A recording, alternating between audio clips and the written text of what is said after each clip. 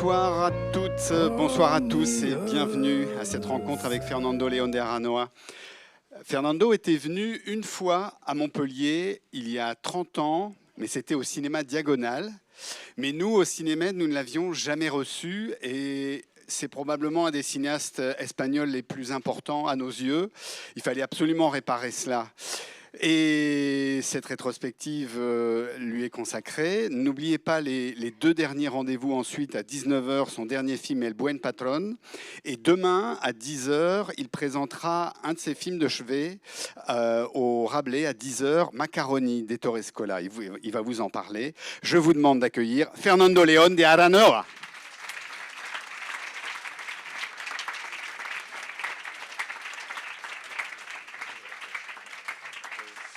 Et pour mener la conversation avec lui, j'appelle Édouard Ventrop. Et Massoumé assurera la traduction.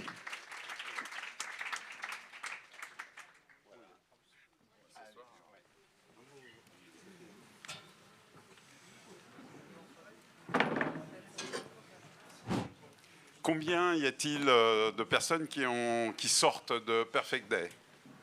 Bon, on va commencer par Perfect Day. Oui, parce que je pense que voir Perfect Day, c'est comprendre le cœur du système de Fernando, c'est-à-dire cette volonté qu'il a depuis tout le temps de mêler la comédie et le drame. Et là, on est de l'horreur et de la comédie. Et je pense que ce sera plus facile de commencer par ça. Et si vous avez donc des questions, n'hésitez pas tout de suite pour parler de Perfect Day. Bonjour. Micro, il y a quelqu'un qui va venir avec un micro, excusez-moi. Ça va arriver. Non? Oui. C'est un peu de ma faute, hein, j'ai un peu bouleversé. Ça doit marcher normalement. Normalement, oui, ça c'est marche bon. très bien. Bonsoir, merci pour ces beaux films. Moi, je crois que j'ai vu tout ce qu'il y avait ici. Je ne connaissais pas du tout votre œuvre. J'ai été absolument estomaqué. Le film qui m'a le plus bouleversé, c'est Princesas. Et pour ce qui est du film d'aujourd'hui, j'ai été estomaqué aussi. Et j'avais une question, autant pour Princesas que pour celui-là. J'aurais aimé savoir dans quelles conditions vous tournez. Est-ce que ces films sont tournés dans des décors vrais, avec des vrais humanitaires ou des vrais prostituées, etc. Ou bien alors, est-ce que tout est décor? Bueno, muchas gracias. En los dos casos es, en su mayor parte, yo creo, es una reconstrucción, es una recreación. Es un trabajo de ficción muy basado en una documentación previa, ¿no? En un trabajo de documentación previa. Dans les deux cas, en l'occurrence, merci beaucoup pour vos remarques. Et dans les deux cas, ces films-là, ce sont des reconstructions, de recréations, mais à partir de recherches et d'éléments documentaires réels. Sí, en los dos casos lo mencionaba antes, ¿no? Hay un trabajo previo. En el caso de Un Día Perfecto, había sucedido porque durante los últimos 20, 30 años he estado haciendo documentales con trabajadores humanitarios. Bueno, he hecho 3 o 4, ¿no? Con ellos. Et en l'occurrence pour Perfect Day, comme j'ai pu le dire en introduction du film, il se trouve que cette documentation, j'ai pu la faire à l'occasion d'années et d'années, 20, 30 ans de documentaires. J'ai réalisé des documentaires et en l'occurrence, je suis beaucoup allé travailler sur le terrain avec des humanitaires. Y de hecho la primera vez fue en el año 95, el último año de la guerra de Bosnia, que es el mismo momento en el que sucede esta historia, ¿no? Y esto fue antes de hacer mi primera película de ficción. Hice un documental con un grupo de trabajadores humanitarios y aquello, pues 20, 25 años después, me sirvió mucho para hacer esta película, ¿no? Et en l'occurrence, pour ce film-là, il se trouve qu'en 1995, c'était la dernière année de la guerre de Bosnie. C'est l'année où se passe le film de fiction que vous avez vu. Et donc, je suis allée faire un documentaire avec des travailleurs humanitaires, des membres des ONG. Et le documentaire que j'ai fait a vraiment nourri, m'a servi de matériau pour, 20 ans après, faire ce film de fiction. Y del mismo modo, para Princesas, mientras escribía el guión, estuve haciendo también mucho trabajo de campo, de investigación, en este caso en Madrid, en la periferia de la ciudad, en grandes parques, en la casa de campo donde había muchas mujeres que trabajaban en eso, ¿no? Que ejercían la prostitución. Así que durante mucho tiempo, 1 año o 2 años, estuve acompañando a un pequeño grupo de activistas, de voluntarias, que todas las semanas iban a acompañarlas, a hacerles cafés en invierno, colacaos en verano, y a tener, sobre todo, a darles un espacio de compartir sus problemas, ¿no? Y de socializar. Estos fueron también bastante tiempos. Et pour Princesa, ça n'a pas été différent. C'est-à-dire là aussi, j'ai fait un travail préalable de terrain. Je me suis beaucoup rendue dans des lieux, dans Madrid, dans les environs de Madrid, Casa de Campo, qui est un espace où pendant des années, il y avait ces femmes qui travaillaient dans la prostitution. Et donc, moi, j'ai vraiment été faire une enquête en accompagnant des militants, des activistes qui avaient des associations qui venaient en aide à ces femmes, notamment qui leur offraient un café en hiver ou une boisson fraîche en été, simplement pour leur donner un espace de confiance et de parole. Et j'ai pu observer de près ces groupes-là. Y bueno, ya ese trabajo de documentación cada vez le doy más tiempo, cada vez lo disfruto más. Allá hay un momento en que dices, es lo más interesante del trabajo, ¿no? Terminas la documentación y dices, ahora tengo que hacer la película. Si esto es donde más aprendes, es donde tienes una experiencia de vida más interesante, ¿no? Así que bueno, cuando tiene sentido intento hacerlo, ¿no?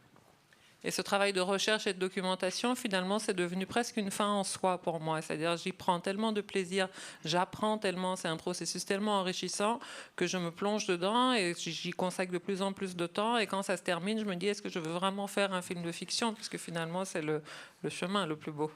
Pero en los dos casos, cuando llegó el momento de hacer la película, recreamos esos lugares, ¿no? Tanto los espacios de A Perfect Day, ¿no? De la guerra de Bosnia, que habéis visto ahora, ¿no? En esas comunidades arrasadas y también para Princesas, ¿no? Quizá cuando en Princesas hicimos, por ejemplo, hay una gran escena que es como la casa de campo, en un gran parque donde hay muchas mujeres. Ese día muchas de las prostitutas que me habían ayudado a mí 1 año antes, 2 años antes, ese día vinieron ellas dirigían a la figuración, ellas fueron las que se hicieron cargo de decirle a la figuración, ¿no? Pues cómo tenían que hacerlo, cómo tenían que moverse, cómo tenían que plantarse delante de los coches, de manera que es como una devolución, ¿no? Ellas se integraron también un poco en algún momento en el rodaje, ¿no? Pero es una recreación también, lo hicimos en un gran espacio abandonado, ¿no? Et donc, pour The Perfect Day, comme pour Princesas, il s'agit vraiment de se nourrir de tous ces éléments que j'ai pu observer, et notamment dans la reconstitution des décors, puisque vous posiez la question des décors, on a vraiment reconstitué tous ces espaces où se trouvaient ces communautés humanitaires, mais aussi pour Princesas, on a reconstitué la Casa de Campo et on a fait travailler sur le film. Beaucoup de ces femmes que j'avais pu observer dans la période de recherche sont venues, et c'est elles qui conseillaient les figurantes, qui disaient en fait comment se placer, comment bouger, comment approcher les voitures. Ça, ce sont vraiment des éléments qu'elles-mêmes ont pu apporter, et c'est une sorte de renvoi d'ascenseur en quelque sorte, un retour des choses. Encore sur les derniers films, avant qu'on revienne peut-être au début de la carrière de Fernando. Donc, par rapport à ce que vous dites, vous choisissez peut-être le thème du film après avoir fait la documentation ou vice-versa. Va mucho en paralelo, ¿no? Es todo a la vez. O sea, realmente, si hay a lo mejor un mundo que te interesa, ¿no? Que tiene que ver con el mundo de la prostitución en Princesas, o en este caso la ayuda humanitaria, a la vez tienes una idea, un punto de partida, algo sobre lo que empezar a trabajar, porque crees ver ahí una historia, y a la vez para mí es muy rápido tener claros con qué personajes quiero que cuenten esa historia, ¿no? Que me ayuden a contarla, ¿no? De manera que va todo a la vez, ¿no? No es de qué quiero hablar y luego me invento una historia, sino es todo en paralelo, ¿no? Je pense vraiment que ce sont des processus parallèles qui avancent au fur et à mesure, c'est-à-dire qu'on a une curiosité, une intuition au sujet d'un monde, d'un univers. En l'occurrence, ça peut être pour ces 2 films la prostitution ou bien l'aide humanitaire. Et puis, on avance un peu à tâtons, on va se documenter, rechercher, creuser un peu. Mais moi, j'ai besoin très vite aussi de savoir quels sont les personnages, de qui j'ai envie de raconter l'histoire. Et vraiment, on le fait en parallèle. Il n'y a pas un préalable ni dans un sens ni dans l'autre. Yo creo que escribir una película, hacer una película, siempre es un proceso abierto, ¿no? O sea, no es por etapas. En realidad, es un proceso abierto, ¿no? Mientras escribes, sigues documentándote, ¿no? Y mientras sigues documentándote, sigues trabajando sobre los personajes y sigues... entonces nunca, no es como que cierras una etapa y abres la siguiente, sino que todo está sucediendo a la vez, ¿no? Je pense vraiment que l'écriture et la fabrication d'un film est un processus très ouvert où les choses se font, se nourrissent, interagissent à toutes les étapes. C'est pas qu'on finit complètement une étape et qu'une fois que la recherche est terminée, on peut commencer à écrire. Au fur et à mesure que l'on écrit, on continue de se documenter, on continue toujours de naviguer à vue et d'incorporer tout ce que l'on a appris en cours de cette fabrication. Iba a contar, recuerdo que para esta película Un día perfecto, cuando ya tenía el guión escrito y estábamos listos para rodar, el rodaje se retrasó por fechas de actores, de Benicio, y se retrasó un año, unos meses. Entonces fui a hacer para aprovechar el tiempo, pues me fui a hacer otro de estos, un documental con trabajadores humanitarios, en este caso era a Somalia, ¿no? En l'occurrence, pour The Perfect Day, par exemple, le film était prêt. On avait vraiment fait toute l'écriture, la préparation. On était prêt à lancer le tournage. Et il se trouve que le tournage a été retardé pour une histoire d'agenda d'acteurs. Benicio n'était pas encore prêt. Et donc, on a eu une année de plus. Et bon, au lieu de rester à me tourner les pouces, je suis allée tourner un autre documentaire, aussi sur l'aide humanitaire, mais en Somalie. Entonces sí, porque pensé, bueno, me puede ayudar, ¿no? Refrescar un poco esta energía y el guión ya estaba escrito, realmente, estaba listo para rodar, pero en ese viaje con una de las trabajadoras que tenía una mujer, pues ella hablaba de lo difícil que era conciliar su trabajo como trabajadora humanitaria con el de su pareja, ¿no? Y en un momento determinado hizo una definición, dijo, sí, porque todos nosotros, los trabajadores humanitarios, pertenecemos a una de las 3 M's, dijo, ¿no? Sí.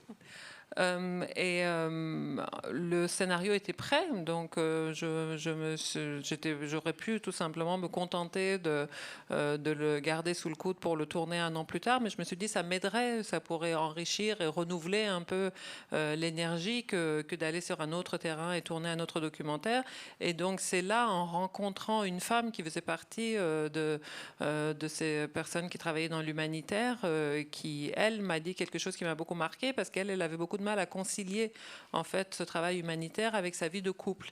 Et elle a dit parce que nous, les travailleurs humanitaires, on fait tous partie des 3 M.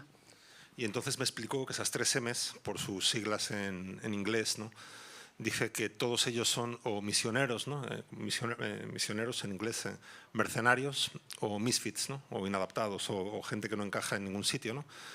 Y que, bueno, explicando que uno está ahí o porque tiene realmente la pasión de ayudar, ¿no? Es el misionero, ¿no?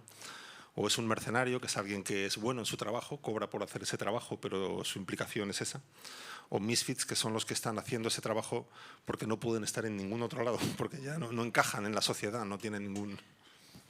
Et d'après ce qu'elle expliquait, donc elle me l'expliquait en anglais, mais les initiales marchent aussi en... Non, d'ailleurs, la 3e ne marche ni en espagnol ni en français, mais ce sont soit des missionnaires, donc qui se sentent vraiment investis d'une mission, soit des mercenaires, donc qui sont là pour des raisons un peu moins nobles, mais qui malgré tout s'adonnent à cette activité humanitaire, ou alors des misfits, c'est-à-dire des gens qui ne tiennent dans aucune case, qui ne peuvent s'adapter à aucune catégorie préexistence dans la société, donc se retrouvent embarqués dans ce chemin-là. Y mientras lo contaba, yo iba en el asiento de atrás de ese coche y iba pensando en el guión que ya tenía escrito, ¿no? Y pensaba, funciona, ¿no? Porque Sophie es la misionera, ¿no? Es la que realmente quiere ayudar, quiere limpiar. Mambrú es un poco el mercenario, ¿no? No es que ya es un profesional, quiere irse a su casa, cobras. Y claramente el personaje de Tim Robbins es el misfit, ¿no? Es el que no, solo puede estar ahí porque no le soportan en ningún otro lugar, ¿no? Y esa definición suya me ayudó mucho a revisar el guión, a de alguna manera aclarar en algún momento esto. Incluso lo incorporé a diálogos en algún momento. Incluso llamé a la película de esa forma, Misioneros, Mercenarios, Marcianos. Luego lo quité el título, quité las escenas porque era demasiado explicativo. Pero siempre es interesante, siempre es útil, ¿no? Por eso es siempre un proceso abierto, ¿no? Porque de repente tú has escrito el guión, crees que vas a rodar y de repente alguien te abre una puerta, algo que dices, qué interesante esto para terminar de definir bien los personajes, ¿no? Et c'est fou parce que pendant qu'on roulait en voiture, elle était à l'arrière, elle me parlait de ça et moi je me disais, tiens, mon scénario, ça marche en fait. Moi j'ai les trois. Sophie, c'est vraiment une missionnaire, c'est une idéaliste qui croit en sa raison d'être là. Le mercenaire, je l'ai aussi, il est là. Bon, lui, ce qui compte, c'est d'accomplir ses missions et toucher son argent. Et finalement, le personnage de Tim Robbins, c'est vraiment ce misfit. Il est là parce que personne d'autre ne le supporte, donc il se retrouve là. Donc je me suis dit, ça colle en fait. Il y a une résonance entre ce qu'elle me raconte et mon film, mais ça m'a permis, cette réflexion, cet échange avec elle, l'expérience de ce documentaire, ça m'a permis vraiment d'affiner le scénario, de travailler encore davantage les personnages, et je suis même allée à forcer un peu la porte du scénario pour y glisser cette allusion-là, une scène où c'est dit, où il y avait la distinction entre les missionnaires, les mercenaires et les martiens. Après, je me suis dit non, c'est quand même un peu trop explicite, donc je l'ai retiré, mais c'est tout simplement pour vous expliquer à quel point la fabrication d'un film est un processus ouvert qui peut toujours, même si on est persuadé d'avoir tout bouclé et que plus rien ne bougera, la vie ou les rencontres peuvent toujours vous offrir de nouvelles choses à incorporer. Y sí dio lugar a algunos buenos diálogos. Y había un momento en el que Benicio del Toro, Mambrú, ese personaje, miraba a su izquierda y veía a Sophie y pensaba, ese era yo hace 20 años, ¿no? Y miraba a su derecha, veía a Robbins y decía, ese soy yo dentro de 20 años, me tengo que ir, ¿no? Es como... Así que bueno, todo eso me ayudaba mucho a mejorar, a retrabajar el guión, ¿no? Et donc là aussi, il y a plein de situations, de dialogues qui me sont vraiment venus de cette expérience-là. Quand le personnage de Benicio regarde à gauche, voit Sophie et se dit ça, c'est moi il y a 20 ans, et il se retourne à droite et il dit lui, c'est moi dans 20 ans, donc il est temps que je bouge et que je reste pas là. Tout ça aussi, ce sont des choses qui me sont venues par cette expérience de recherche et de documentaire.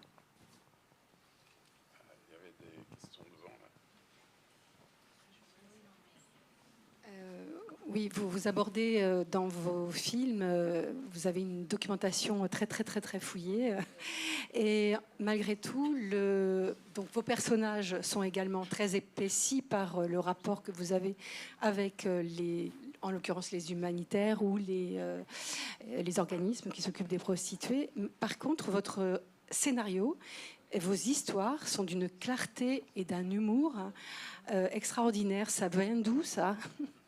C'est un vrai, je n'ai pas entendu. Ça vient d'où?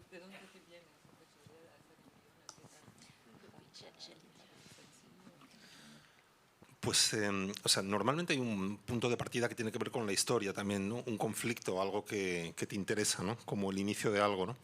Por ejemplo, en Un día perfecto, otra vez, en este caso es la única vez que he adaptado un libro, lo expliqué, es un libro de una trabajadora humanitaria, y lo que más me interesaba del libro era el conflicto inicial, ¿no? Que es precisamente la idea del cadáver en el pozo, cómo lo han echado allí para corromper el agua, y la dificultad de ellos para sacarlo porque la cuerda se les rompe, etcétera, ¿no? O sea, siempre hay un comienzo, hay una historia, ¿no? Que me interesa. Eso me interesó mucho, ¿no? Ese momento en el libro. Je pense qu'il y a d'abord les ressorts dramatiques classiques. Pour avoir une bonne histoire, il faut avoir un point de départ, et un point de départ qui soit un conflit, qu'il y ait un conflit de départ qui donne l'impulsion à raconter une bonne histoire. Et dans le cas de The Perfect Day, comme j'ai pu le dire, c'est la première fois que j'ai adapté un livre. Et cette adaptation, ce livre de cet humanitaire, s'il m'a beaucoup intéressé, c'est parce qu'il y avait là justement ce déclic qui me paraissait intéressant, qui était cette histoire de puits. Le fait qu'ils arrivent là, qu'ils ont absolument le besoin d'avoir accès à ce puits et que la corde se casse et donc ils partent en recherche d'une corde. Ça me paraissait une dynamique narrative intéressante. Luego el libro era mucho más reflexivo y los personajes tenían recuerdos de experiencias anteriores en guerras, ¿no? Se volvía más reflexivo y yo la película quería que hubiera más movimiento, es decir, una acción, de manera que a partir de ahí sí hay un cambio. Sobre todo inventé algunos personajes, ¿no? Y esos personajes son los que me ayudan a construir la historia, ¿no? O sea, para mí es muy importante que la historia se desarrolle a partir de un conflicto que me interesa, de una paradoja, de una idea, pero que los personajes, cuantos mejor les conozcas, más fácil va a ser desarrollar esa historia, ¿no? Porque ellos son muy importantes en ella. Et donc, il y avait ce point de départ-là, mais le livre, à partir de ce point de départ, faisait le choix d'être vraiment un livre de réflexion, quelque chose d'assez introspectif, où chacun des personnages revenait sur ses souvenirs de guerre, les conflits qu'il racontait, la façon dont ça les avait marqués. Et moi, je me suis rendu compte que je ne voulais pas que ce soit quelque chose de cet ordre-là. Je voulais plutôt du mouvement, je voulais quelque chose de plus dynamique, de plus cinégénique. Et pour moi, ça part toujours des personnages. C'est-à-dire, une fois que j'ai ce conflit, ce paradoxe de départ, cette étincelle qui permet de lancer la machine. Après, ce qui devient moteur, ce sont des personnages.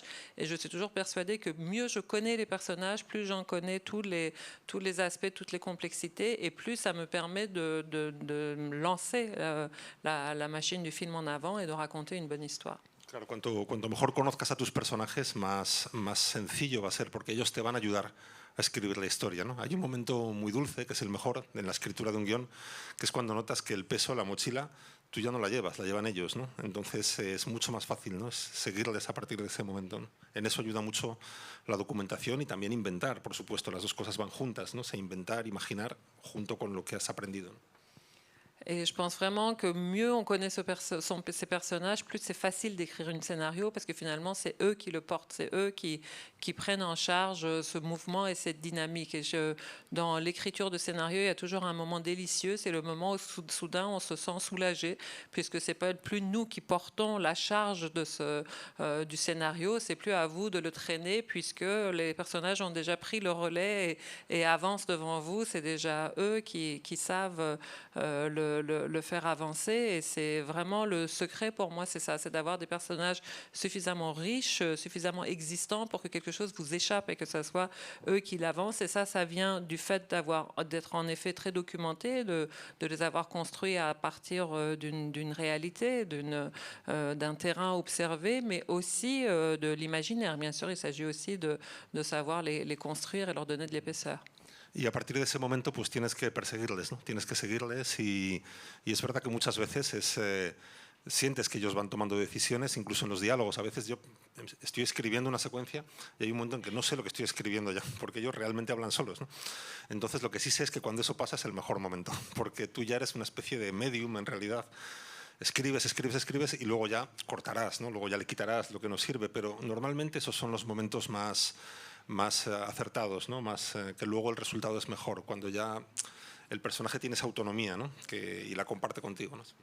Et là, il faut vraiment savoir les suivre, il ne faut pas hésiter à les suivre. Il y a vraiment des moments où je ne sais pas ce que j'écris.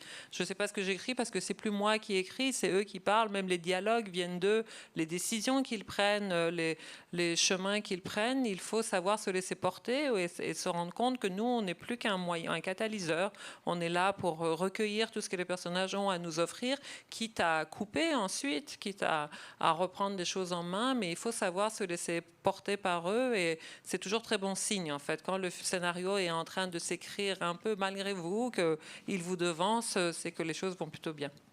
Mais alors, pour rebondir sur ce que Madame a demandé, et pour l'instant qui n'a pas été répondu, l'humour viendrait alors naturellement des personnages, il n'y a pas de volonté Sí, es algo también que me gusta que venga de los personajes, porque si no sería como una imposición, ¿no? Como un humor impuesto a la película, y eso al final no funciona, ¿no? Siempre es algo añadido, ¿no? Entonces también es algo que creo que debe proceder también de ellos o de su relación con las situaciones, ¿no?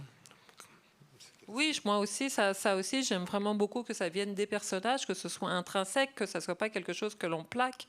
Si on colle un humour et qu'on l'impose aux situations ou aux personnages, ça ne fonctionne pas, tout simplement. Je pense que ça vient quand c'est leur humour propre ou c'est leur façon de réagir à la situation, et là, ça fonctionne. Y es cierto que muchas veces en las situaciones más dramáticas, más difíciles, como sucede en esta película otra vez, ¿no? O en Princesas o en alguna otra, pues el humor es al final más necesario, ¿no? Pero no solamente para los trabajadores humanitarios, sobre todo para las víctimas, ¿no? Para la gente que está pasando una mala situación, ¿no? Esto lo explicaba, bueno, si quieres Et l'humour est bien sûr une bouée de sauvetage dans les situations les plus dures de la vie, que ce soit dans The Perfect Day, dans Princessas ou dans d'autres films.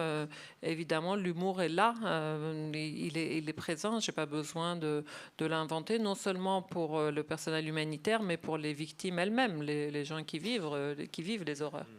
Esto, por ejemplo, el actor que interpreta a Damir, el actor bosnio, ¿no?, que hace el personaje local, esto él lo tenía muy claro. A él le gustaba mucho ese humor en la película, ¿no?, porque decía, a él la guerra le encontró con 21 años, ¿no?, y estaba en el ejército bosnio y en una unidad, me explicó, muy difícil, donde vieron cosas terribles, ¿no?, en la guerra. Y él siempre decía que fue durante la guerra era cuando se hacían los mejores chistes, donde más se rieron, cuando más se emborracharon, cuando más se enamoraron, cuando más tuvieron sexo, cuando más, o sea, era realmente agarrar todo lo bueno de la vida, porque todo lo malo está ahí también, ¿no? Entonces necesitas también lo otro, ¿no? Y eso Damir lo tenía muy claro, ¿no? Le gustaba mucho eso en el guión, ¿no? Et ce qui était très intéressant, c'était de voir Damir, qui était le personnage local, le seul bosniaque parmi les personnages et parmi les gens qui ont dû répondre à ce scénario. Lui a adoré cet humour parce qu'il disait que c'est exactement son expérience. Lui, il s'est trouvé dans la guerre à l'âge de 21 ans. Il faisait partie d'une unité de l'armée bosniaque qui était les plus exposées. Donc, il a vraiment vécu toutes les horreurs de cette guerre. Et lui disait exactement, cet humour, c'est exactement ce qui nous sauvait, ce qui nous permettait de vivre ces années-là. Les années de guerre, c'est les années où on a fait les plus grosses blagues, où on s'est payé les plus grosses cuites, où on tombait le plus amoureux, où on faisait le plus l'amour, puisque justement, il n'y a plus que ça pour tenir face à l'horreur qui, de toute façon, est là aussi. De hecho, recuerdo en algún coloquio como este que hicimos juntos, alguna vez, en algún momento, alguna persona cuestionó el humor de la película diciendo no es respetuoso, ¿no? Y yo siempre le dejaba responder a Damir, ¿no?, a esta pregunta. Et c'est intéressant parce que dans des débats de ce type après le film, je me souviens qu'une fois, une personne a un peu remis en question cet humour en disant c'est quand même pas très respectueux des gens qui vivent la guerre d'en rire. Et moi, je me taisais, je laissais Damir répondre à cette question. Y él explicaba cómo en los primeros días del conflicto en Sarajevo apareció una pintada en una esquina que ponía en la zona bosnia de Sarajevo, apareció, bueno, esto es Serbia, ¿no? This is Serbia, ¿no? Apareció escrito, ¿no? Et donc lui racontait qu'au premier jour de la guerre, il y avait comme un tag sur un mur à Sarajevo, côté bosniaque, où il y avait écrit « Ceci est la Serbie ». Y como al día siguiente, justo debajo, alguien había escrito, no, esto es la oficina de correos. Et quelqu'un d'autre avait mis en dessous, non, ceci est le bureau de poste. Es inmejorable, ¿no? Je n'ai pas mieux à dire. Y del mismo modo muchas otras, humor negro también, ¿no? En la avenida de los francotiradores, donde mataban a mucha gente en Sarajevo, alguien puso en Ruanda están peor. Dans l'avenue des francs-tireurs à Sarajevo, là où on a tué beaucoup de gens, quelqu'un avait écrit au Rwanda, c'est encore pire. Entonces, bueno, con él me sentía muy refrendado para poder contar la historia de esta manera.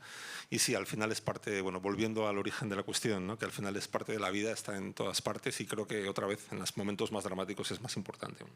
Donc c'est lui qui me permettait de me sentir à l'aise avec le recours à l'humour dans cette situation. Et pour revenir à la question de départ, l'humour fait vraiment partie de notre vie et de nos vies, surtout aux heures les plus sombres. Ça marche pas. Ça marche? Pardon.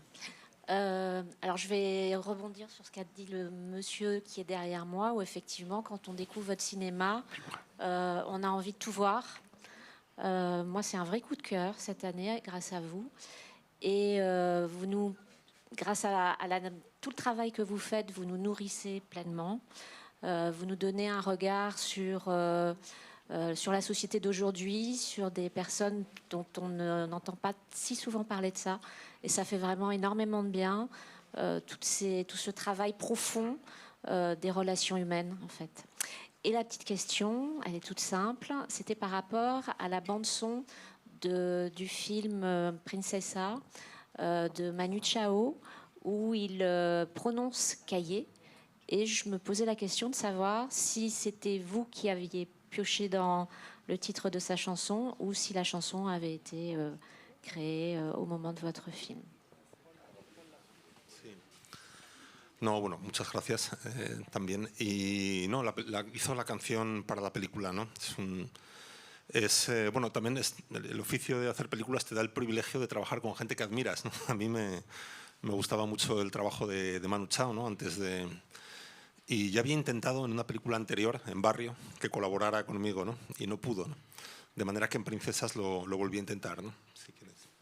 Merci beaucoup. Il l'a fait pour le film. Ça fait partie des bons côtés du cinéma. Ça vous permet aussi de rencontrer et de collaborer avec des gens que vous admirez. J'aimais beaucoup Manu Chao et j'avais même essayé dans un film précédent, Barrio, de travailler avec lui. Il n'était pas disponible, ça n'avait pas pu se faire. Et donc là, pour Princesas, il a composé cette chanson. Sí, simplemente volví a insistir, le propuse leer el guión, me dijo, no, enséñame la película cuando esté, ¿no? Y ya cuando tenía un montaje de la película se lo mostré y nada, fue casi en ese momento, ¿no? Recuerdo que estaba en mi lugar, en mi casa, donde le mostré la película y después de verla yo seguía trabajando, creo que en un tráiler o algo así de la película, y él se fue a un rincón con su guitarra y esto era un día a las 10 de la noche y le veía escribir tal, y a las 6 de la mañana ya dice, creo que tengo la canción. Entonces, 5 horas después había escrito ya la letra de la canción, sacó un micrófono, lo enchufó a su ordenador y cogió la guitarra y la grabó. O sea, en 8 horas hizo la canción de Me llaman Calle, ¿no? Que es por el nombre del personaje, claro. Et en fait, moi, j'ai insisté parce que j'avais envie vraiment de travailler avec lui. Donc, je lui ai dit, viens là pour ce film-ci, tu peux déjà lire le scénario. Il a dit, oh, non, moi, je ne lis pas de scénario, tu me montreras le film quand il sera fait. Et donc, dès que j'avais une première mouture, je l'ai invité chez moi, je lui ai montré. Et il m'a dit OK. Donc moi, je me suis mis au travail. Je devais faire une bande-annonce ou quelque chose. Et lui, il allait se mettre dans un coin avec un bout de papier, sa guitare. Il a commencé à gratter un peu. Je crois que c'était à 22h qu'il a commencé. En 5h, il avait déjà écrit la chanson. Après, il a branché sa guitare et il a enregistré. En 8h, il avait déjà créé cette chanson qui s'appelle Me llaman Calle et qui fait bien sûr référence au nom du personnage. Sí, yo estaba indignado porque a mí me lleva 3 años hacer una película y él en 5 horas hace una canción. Ça me dégoûte parce que moi, il me faut au moins 3 ans pour faire un film et lui, en 5 heures, il pond une chanson. El cine es muy pesado y muy complicado. Le cinéma, c'est vraiment trop lourd. Vous avez dit que pour faire Princess, vous avez fréquenté, vous vous êtes renseigné auprès de certaines prostituées. Et moi, ce qui m'a énormément surprise dans ce film, c'est que il y en ait une qui se prostitue pour se faire opérer pour avoir une plus jolie poitrine. Ça me semble irréaliste qu'on se prostitue pour une cause pareille. Et puis, ce qui m'a surprise aussi, je suis peut-être une autre génération, je sais que maintenant les femmes aiment avoir de jolies fesses et une jolie poitrine, mais en fait, ça m'a étonnée. Et la seconde chose qui m'a beaucoup étonnée dans ce film, c'est qu'il n'y a pas de souteneur. Voilà. Et d'autre part, je voulais quand même vous dire que je suis ravie que vous ayez choisi Macaroni d'Ettore Scola parce que c'est aussi un très grand maître. Et je trouve effectivement une relation entre vous que je viens de découvrir grâce au festival et avec Ettore Scola. Merci. Bueno, gracias. Sobre Princesas, es que hay muchos tipos de prostitución. Yo creo que hay muchos clichés también y muchas ideas preconcebidas sobre cómo es, por ejemplo, en la cuestión de la presencia de un hombre, ¿no? A veces es así y muchas veces no es así, ¿no? Y otras veces es la pareja, pero la pareja real, no una pareja forzada, ¿no? A veces es así, ¿no? Hay todo tipo de situaciones, ¿no? Y yo en todo ese trabajo previo que mencionaba he conocido a muchas mujeres que se prostituían, por supuesto, voluntariamente y que no tenían nadie que las forzara a hacerlo, ¿no? O sea, había muchas mujeres que era su decisión, ¿no?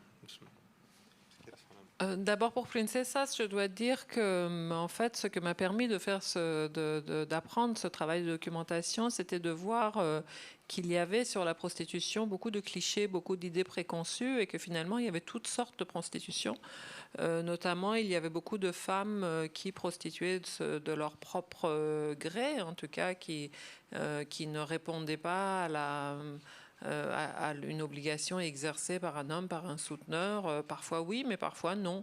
Parfois, cet homme qui les forçait était leur compagnon, pas un souteneur qui les forçait à être aussi leur compagne, mais vraiment leur mari ou l'homme avec qui elles vivaient. D'autres non étaient là sans présence d'hommes. Il y avait vraiment toutes sortes de situations et c'est ce qui m'a permis d'apprendre en fait cette période de recherche. Y también entendiendo, por supuesto, que hay trata y que hay prostitución forzada y eso es un crimen y es un...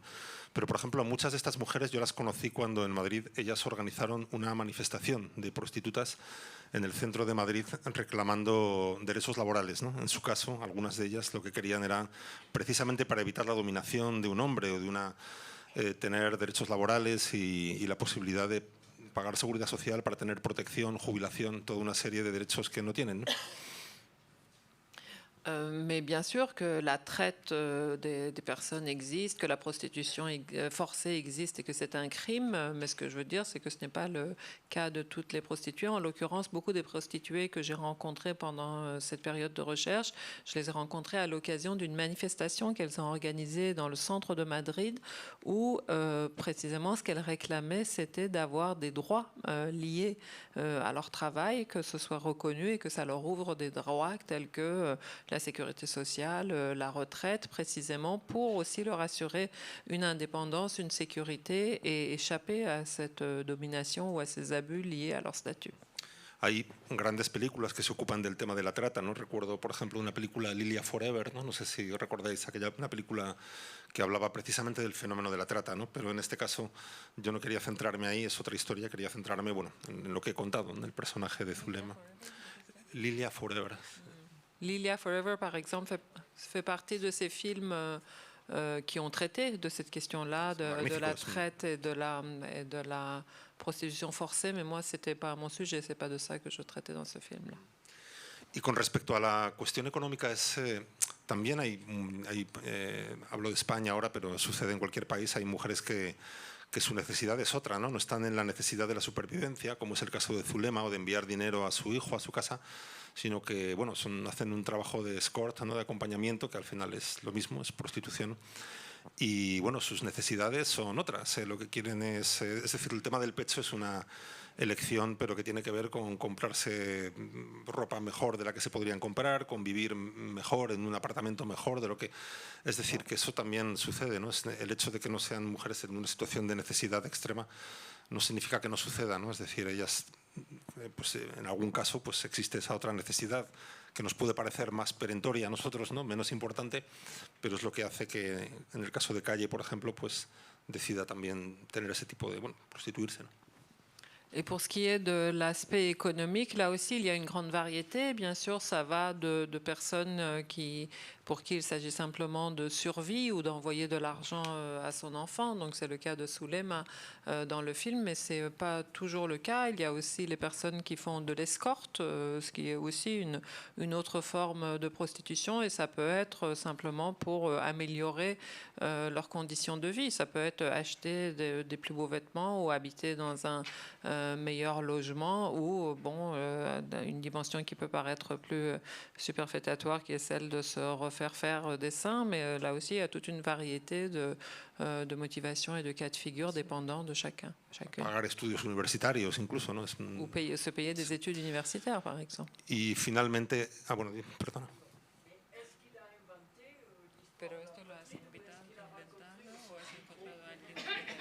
No, insisto en que lo he visto, las he conocido. Je les ai vus de mes yeux vus. Alguna me ha invitado a su boda, incluso he ido a su boda, a la boda de una de ellas. J'ai même été invité à un mariage comme ça. No, y con respecto a Ettore Scola, que para mí es un director importante, ¿no? Por eso cuando me pidieron una película para proyectar. De hecho, os recomiendo mucho que vayáis. A mí es la película que más me apetecía ver este festival, mucho más que las mías. Es una maravillosa película que yo vi cuando tenía 19 años y estaba empezando a estudiar cine, y para mí fue un poco una revelación acerca del tipo de cine que admiraba, ¿no? Porque cuando estás empezando tampoco lo tienes tan claro, ¿no? Estás tomando decisiones a ciegas, y cuando vi esa película dije, un día me gustaría acercarme un poquito a esto, ¿no? A la manera de tratar a los personajes, la historia. Et pour ce qui est d'Ettore Scola, merci beaucoup de dire ça. Quand on m'a demandé de choisir un film, une sorte de carte blanche à présenter ici, je me suis jetée sur ce film-là. Et moi, s'il y a un film dans ce festival que j'ai envie de voir, c'est celui-là, beaucoup plus que les miens. Donc je vous le recommande vraiment. C'est un film que moi j'ai vu à l'âge de 19 ans, quand je commençais tout juste à étudier le cinéma. Et quand vous commencez, vous n'êtes pas très sûr du type de cinéma qui vous intéresse, de ce que vous auriez envie de faire quand vous serez plus grand. Et moi, en voyant ce film-là, ça a vraiment été une claque. Je me suis dit, voilà ce dont j'aimerais m'approcher. Cette façon de traiter les personnages, l'histoire, c'est vraiment pour moi un grand film. Macaroni qui est montré demain matin à 10h. Moi, je voudrais poser la question sur le choix. Là, il ne marche pas bien. Plus près de la bouche. Ah oui, oui, voilà. Je voulais poser la question pour le choix des acteurs. Bon, je vois que le réalisateur travaille beaucoup avec Javier Bardem. Bon, c'est un grand acteur, oui. Et ensuite, pour Perfect Days, avec Benicio del Toro et Mélanie Thierry, est-ce que c'est parce que ce sont des acteurs qui ont déjà fait des films sur le thème de la guerre, du conflit?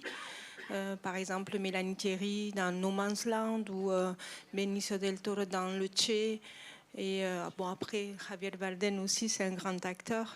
Voilà, c'est juste pour savoir pourquoi.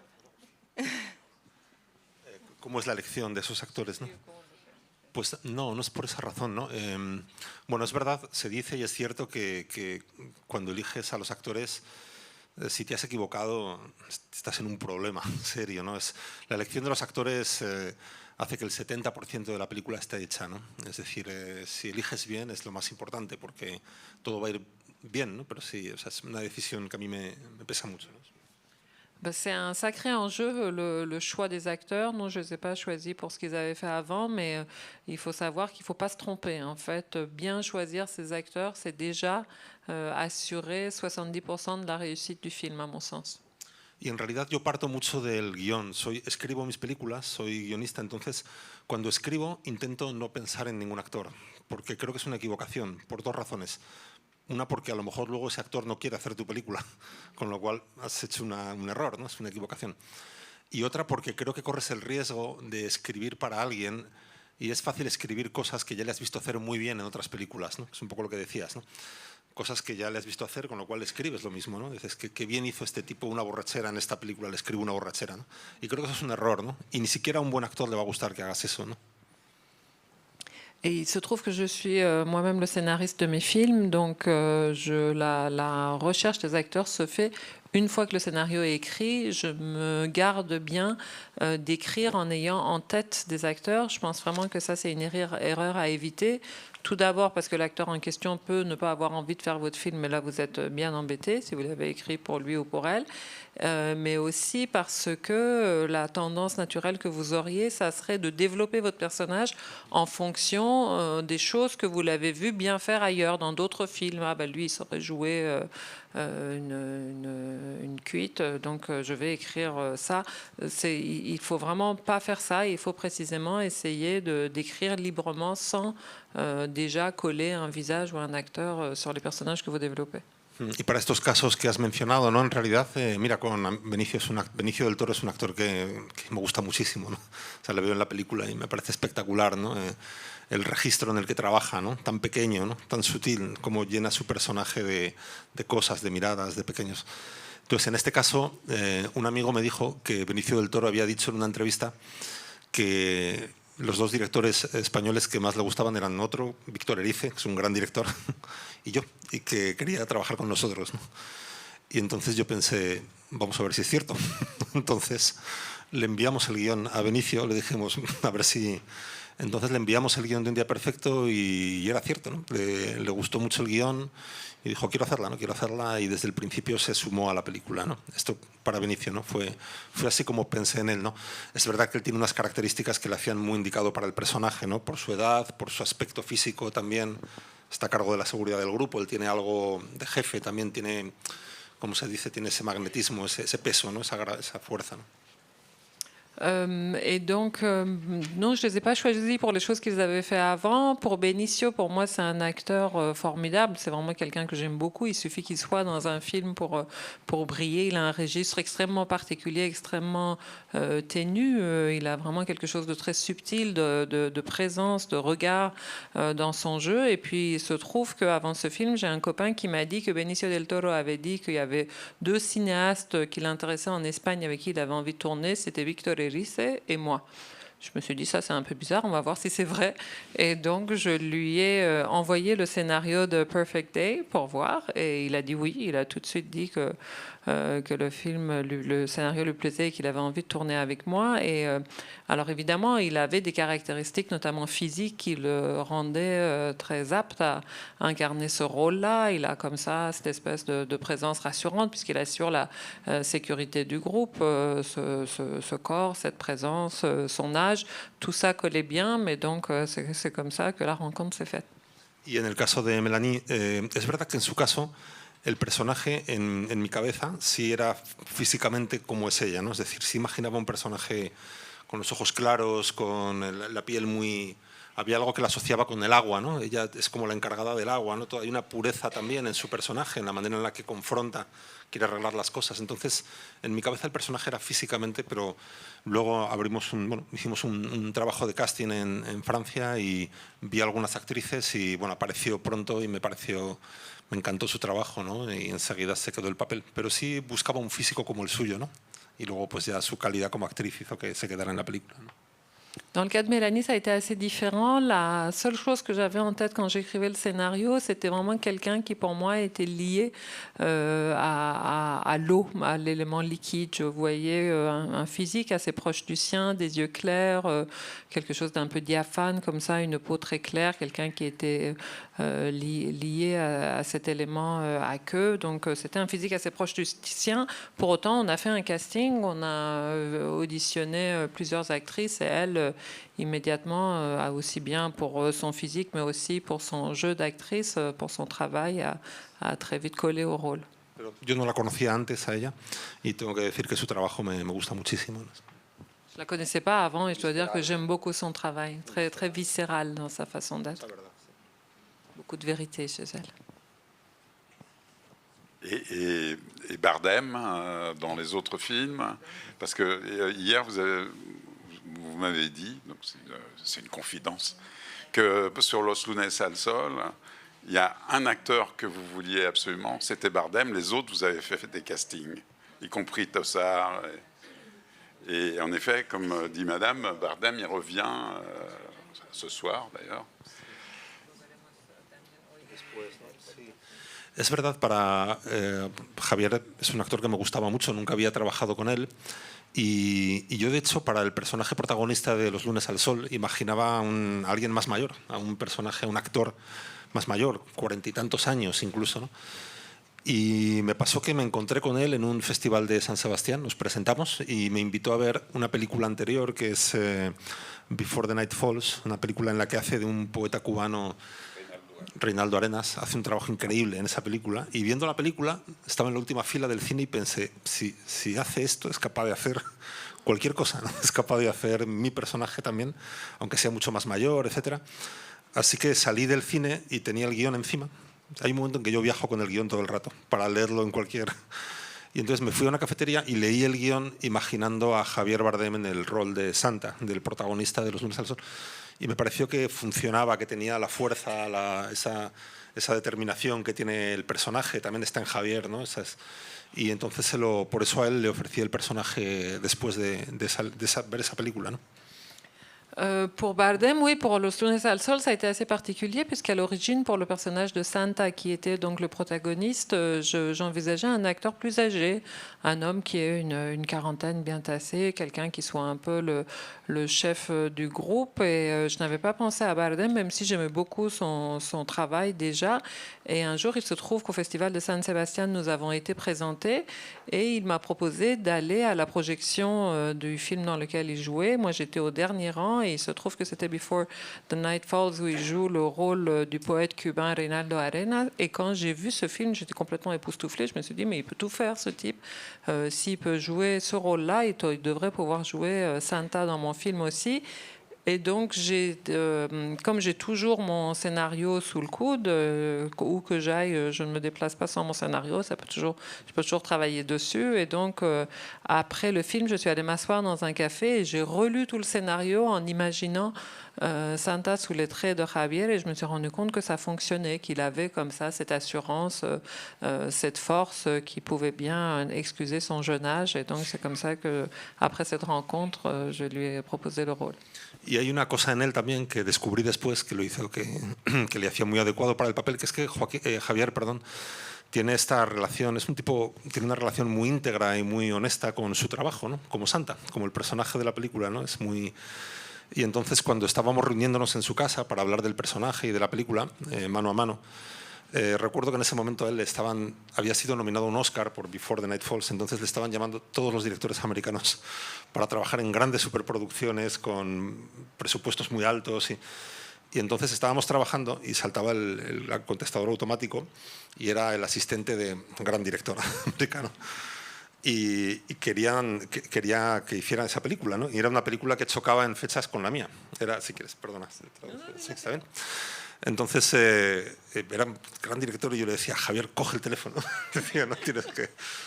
Y era para hacer una película, un personaje muy protagonista, era una película que iba a cobrar muchísimo más. Y decía, no quiero hacer esa película, quiero hacer... Entonces él realmente se había enamorado de Santa, del personaje, le gustaba mucho ese personaje, y no lo cambió, ¿no? Por nada, y de hecho renunció a hacer esa otra película y algunas otras, y yo con mi indignación, ¿no? Porque yo perdía mucho dinero, Javier, ahí. Et autre chose de commun entre Javier Bardem dans la vie et Santa dans le film, c'est cette espèce de grande intégrité et d'un rapport extrêmement sincère et entier à son travail. Bardem, comme Santa, a vraiment quelque chose d'assez unique, parce que quand je lui avais proposé ce film, voilà, c'était un petit film et je vais chez lui pour qu'on travaille, et lui, il venait d'avoir une nomination aux Oscars pour précisément Before the Night Falls. Et on était chez lui à travailler, et pendant ce temps, lui recevait des coups de fil de tous les plus grands réalisateurs américains de Hollywood. On lui faisait des ponts d'or pour aller tourner à Hollywood. Et comme on travaillait, ça allait sur le répondeur. Et donc le répondeur se déclenchait, et moi j'entendais les messages. Et à un moment, j'entends que l'assistant d'un immense réalisateur américain lui propose le premier rôle d'un film où il aurait fait fortune. Et je disais, mais vas-y, décroche, tu peux quand même pas rater ça. Et lui disait, non, je veux pas, parce que les dates coïncidaient avec les dates de notre film. Et il disait, non, ça m'intéresse pas, moi je suis engagé sur ce film, c'est ce film que je veux faire. Et là, il y avait du Santa, je trouvais, dans cette attitude. Et à mon grand désespoir, moi je trouve qu'il aurait mieux fait d'accepter l'autre film pour gagner plus d'argent, mais finalement il a tenu parole. Sí, y después de eso, bueno, repetir es muy fácil, ¿no? Aparte es alguien con quien me entiendo muy bien, nos llevamos muy bien, y bueno, tiene esa integridad y esa honestidad cuando enfrenta a un personaje que me reconozco en ella, que me gusta mucho y que hace muy sencillo el proceso. Por eso hemos repetido 2 veces más, ¿no? En la película que se proyecta después también. Et donc, bien sûr, quand une collaboration se passe tellement bien, quand vous êtes avec quelqu'un qui a un rapport tellement pur, tellement honnête et intègre au travail, on ne peut pas rêver mieux que de recommencer, de remettre le couvert. Et donc, c'est comme ça qu'on a retravaillé ensemble, et notamment dans El Buen Patrón, que vous allez pouvoir voir après cette rencontre.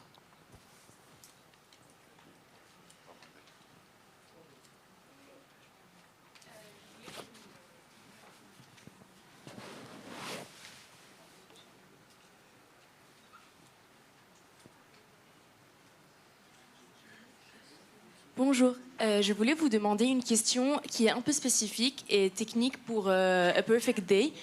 Et c'était juste pour vous demander, à propos de cette colométrie, de cette lumière que vous avez utilisée, parce que ça m'a vraiment attirée en regardant le film, si vous avez déjà décidé ce genre de lumière qui est vraiment chaleureux, dominant, en écrivant le scénario, ou bien c'est juste en post-production que vous avez décidé?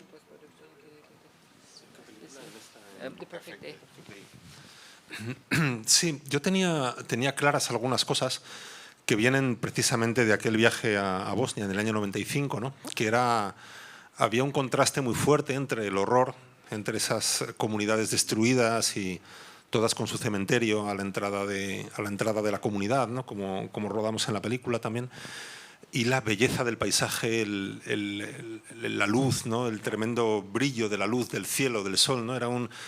Era un contraste, entre tantos, hubo muchos contrastes y ese era uno de los más de los que yo me traje, ¿no? Porque sobre todo me traje sensaciones, ¿no? Más que información, realmente información también, pero sobre todo eran sensaciones, ¿no? Y esa era una de ellas, muy importante, ¿no?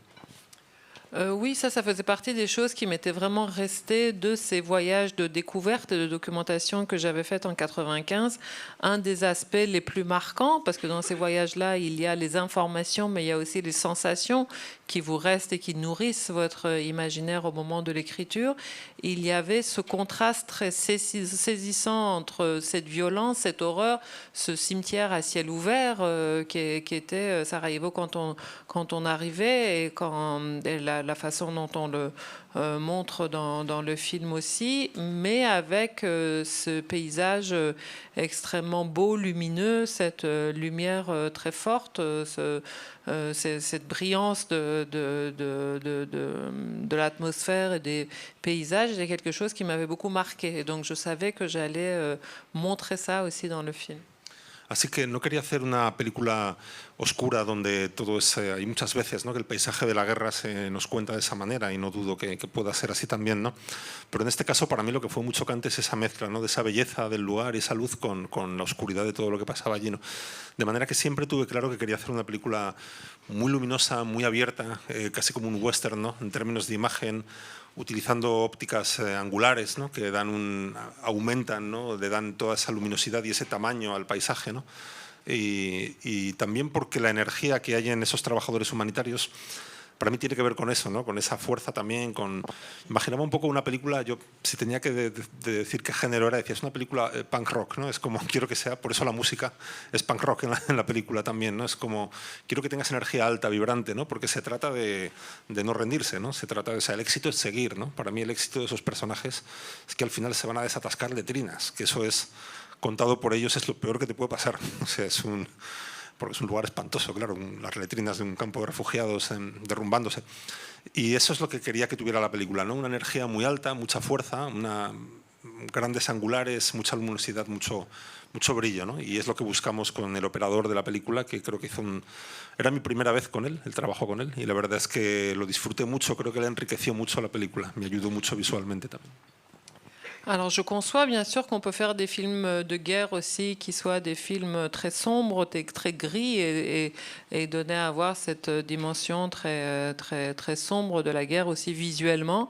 Mais moi j'avais pris le contre-pied de ça et je savais d'emblée que ce que je voulais c'était cette lumière très forte, ces paysages très beaux. Je voulais qu'on mette la guerre en contraste avec cette beauté-là, d'utiliser aussi un peu des grands angles, donner à voir cette vision comme ça très, très large et très belle de ces paysages, parce que je pense aussi que l'énergie de ces groupes humanitaires, de cet ordre-là, pour eux, il s'agit vraiment d'aller de l'avant, de poursuivre et de regarder du côté de la vie. C'est vraiment comme ça qu'ils fonctionnent, donc c'était important pour moi aussi qu'en termes visuels, on soit presque dans le western, ou au moins qu'il y ait quelque chose de punk rock. C'est comme ça que je pourrais qualifier. C'est pour ça d'ailleurs que j'ai choisi cette bande-son et ces musiques. Il y avait un côté vraiment punk rock dans l'esprit que je voulais insuffler à ce film. Et ce chef opérateur, c'est la première fois que je travaillais avec lui, mais je trouve vraiment qu'il a fait un travail formidable justement pour rendre cette lumière et cette beauté malgré le contraste avec la dimension très sombre de l'histoire. Quizás un poco técnico, pero en los procesos finales de la película había la posibilidad de trabajar una fotografía que se acercara más a la película de los años 80, 90 en los colores, ¿no?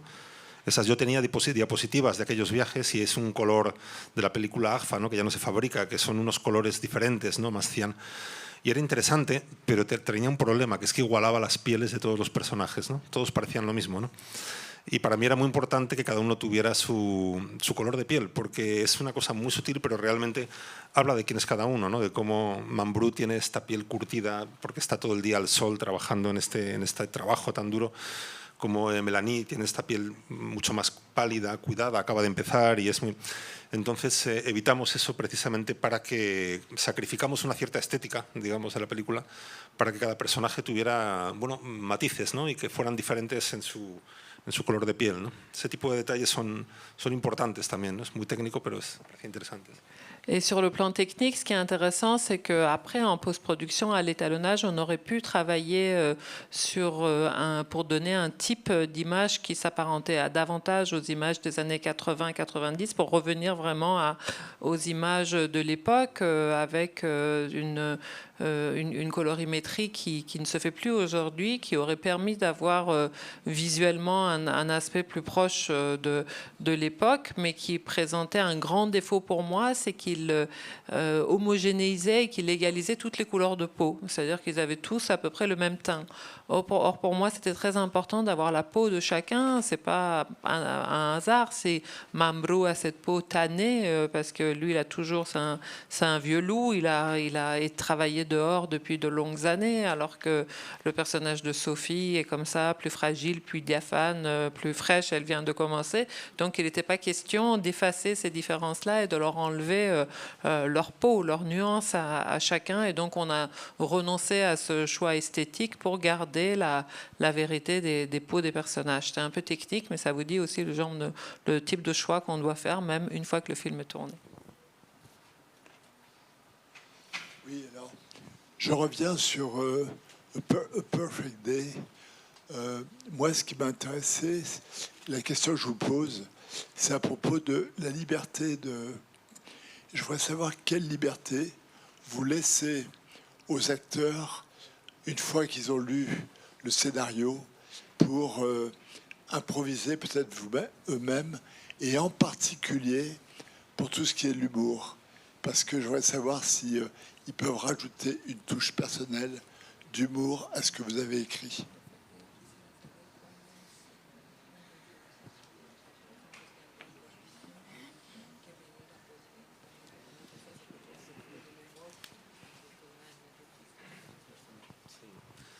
Bueno, en mi experiencia en esta película y en esta en particular, quizá el trabajo más largo en ese sentido fue con Benicio del Toro. Fue el primer actor que se incorporó a la película. Para mí era importante tenerle a él primero, para luego a partir de ese actor ir imaginando a los demás actores, ¿no? Porque al final, bueno, igual pasó en otras películas, ¿no?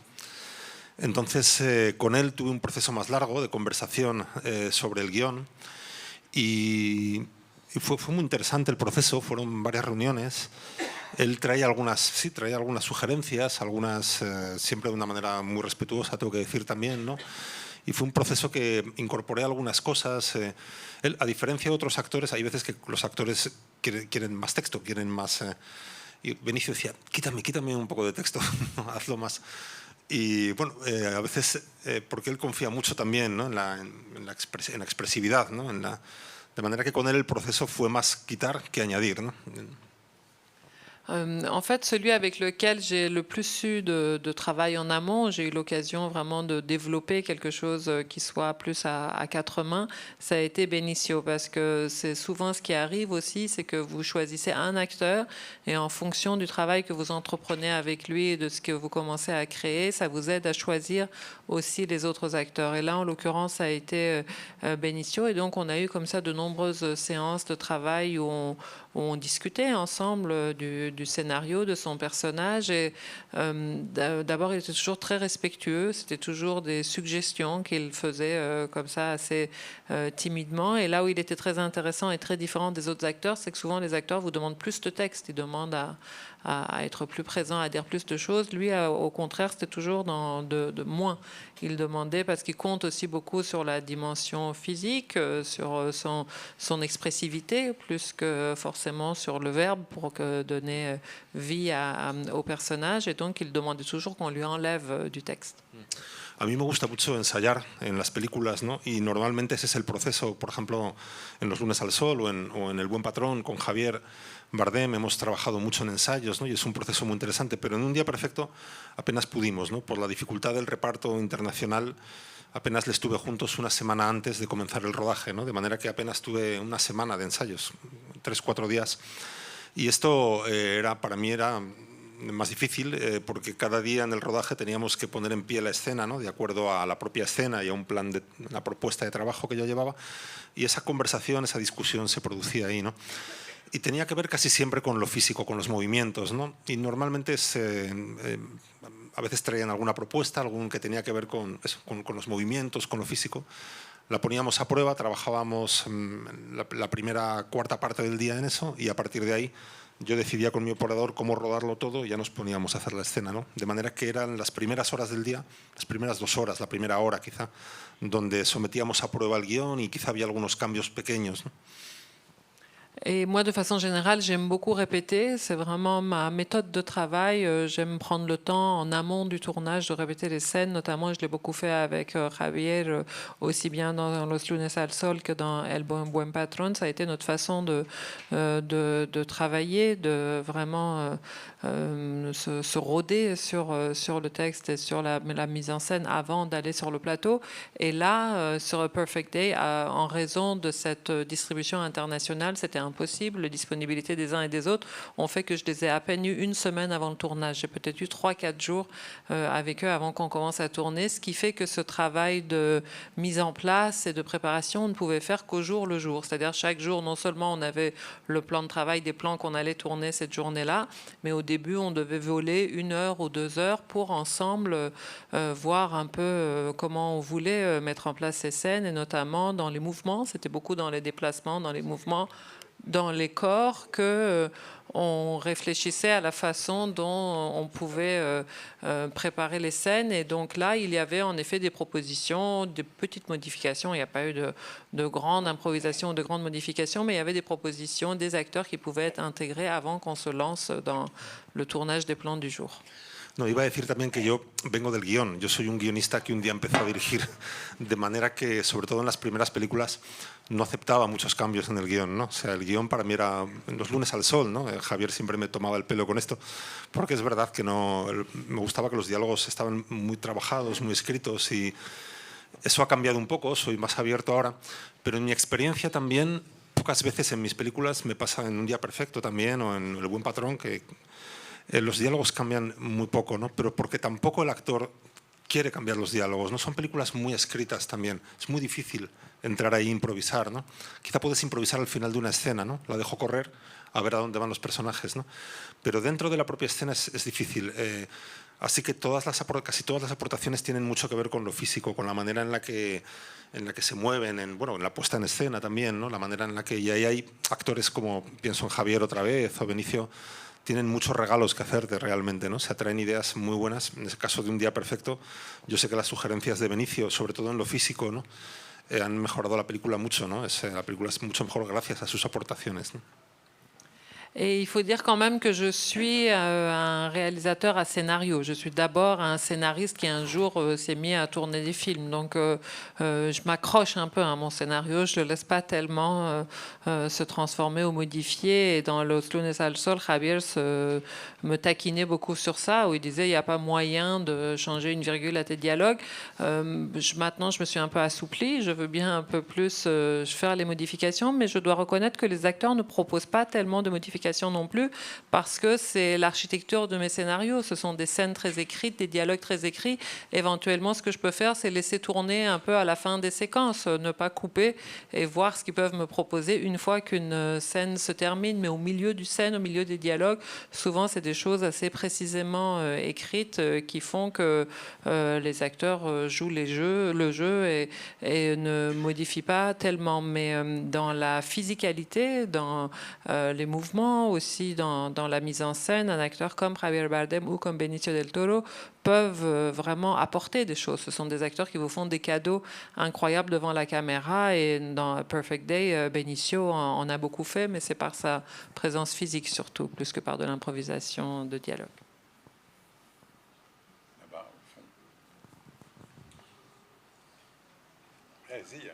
Bonjour, je me lève. Je voulais poser juste une question à propos de Perfect Day.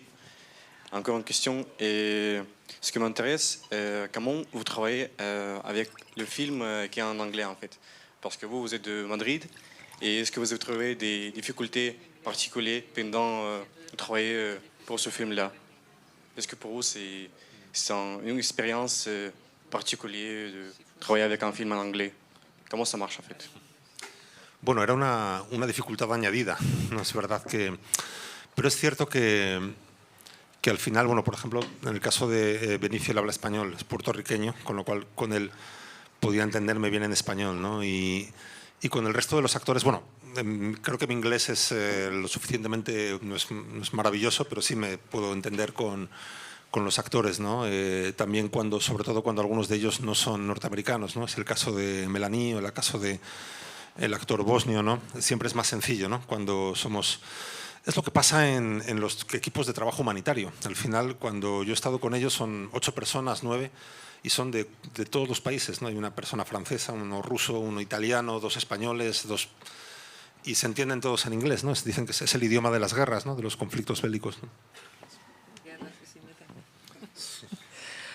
Oui, c'était un peu une difficulté supplémentaire. C'était le pompon de devoir en plus faire ça en anglais. Mais bon, finalement, on se débrouille avec Benicio. Comme il est portoricain, on pouvait s'entendre facilement et de façon assez approfondie en espagnol, se comprendre, pardon. Mais pour les autres, je me débrouille. Mon anglais n'est pas resplendissant, mais il me permet quand même de me faire comprendre et de comprendre, surtout quand il ne s'agit pas d'américains ou d'anglophones natifs. Donc, avec l'acteur bosniaque ou avec Mélanie, on se comprenait quand même. Mais c'est comme ça que ça se passe, notamment dans le milieu humanitaire aussi. Là, les équipes qu'on voyait, ils étaient de Russes, de Français, des Espagnols. Ils venaient de tous les pays et ils se comprenaient plus ou moins en anglais. L'anglais est la langue des guerres. Sí, al final es son como una pequeña torre de Babel, ¿no? Y eso ayuda a la confusión. Es la confusión tanto en el trabajo de los trabajadores humanitarios como en nuestro caso se reproducía esa situación, ¿no? Y bueno, ya digo, al final nos entendíamos todos en inglés, ¿no? Y en el caso de Benicio hablábamos mucho en español. Cuando teníamos un desacuerdo, él pasaba a inglés para hacérmelo más difícil.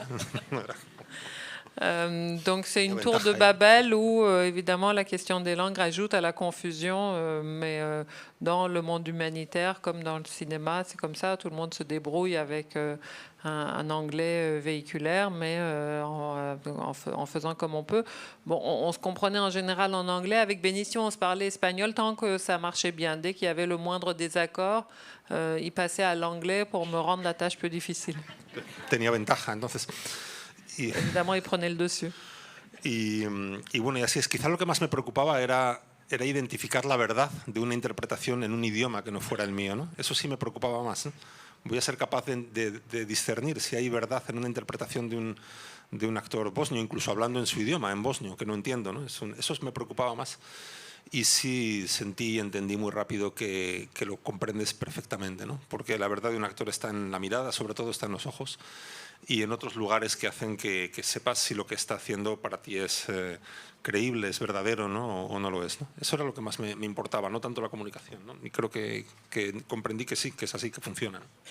Mais ma vraie préoccupation, c'était pas tant la communication avec les acteurs, c'était d'arriver à juger la vérité d'un acteur, la justesse de son jeu quand il parle une autre langue. Même quand un acteur bosniaque joue en bosniaque, est-ce que moi je serais capable de juger, d'évaluer, d'apprécier son jeu? C'était vraiment ça mon inquiétude et je me suis rendu compte que oui, en fait, on n'a pas forcément besoin de comprendre la langue, la justesse ou la vérité d'un acteur tient à ce qui se dégage de lui, à son regard, à son être tout entier et pas simplement aux mots qu'il dit. Donc j'ai été rassurée sur ce fait-là.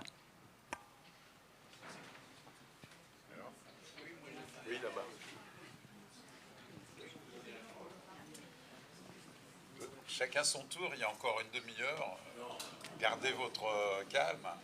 Là-bas, il y a aussi des gens qui ne sont pas mis au premier rang, qui sont plus discrets. Bonjour. Moi, j'aimerais bien revenir à votre travail de documentation et savoir, dans ce travail, comment est-ce que vous arrivez à connaître votre personnage. Et une fois avec le script, comment vous choisissez les parties qui vont être une représentation de ce que vous avez appris pendant la documentation et quelle partie va être en partie imaginée. Excusez-moi, j'ai pas compris. Désolée. Me gustaría saber, en el trabajo de documentación, bon, c'était pour le public. Ahora sí. ¿Cómo conoces a tus personajes? ¿Cómo, en ese trabajo, cuál es tu enfoque para conocerlos y escribirlos? Y una vez que estás escribiendo el guión, ¿cómo decides qué parte va a ser una representación fiel de lo que aprendiste y la parte que va a ser imaginada? D'accord. Donc, une fois que vous faites votre travail de documentation, comment est-ce que vous identifiez les personnages que vous allez créer et comment est-ce que vous choisissez les parties qui seront plus littérales, plus fidèles à la réalité, et les parties qui seront plus imaginaires et fictionnelles? No sientes que tengas que guardar una lealtad, ¿no? O sea, no hay un compromiso, ¿no? Si hay, es algo que te alimenta y que te inspira, ¿no? Pero no hay esa sensación de compromiso.